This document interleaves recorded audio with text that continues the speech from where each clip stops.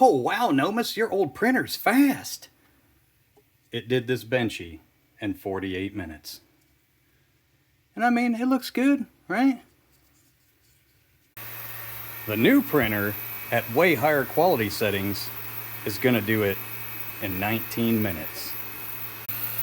Oh wow, she's hitting 120, 250, 500. It's so stupidly fast. Holy shit, that printed fast. And I didn't use any kind of a brim or anything on the surface to make it stick better. That is literally one of the best looking Benchies that I have ever printed.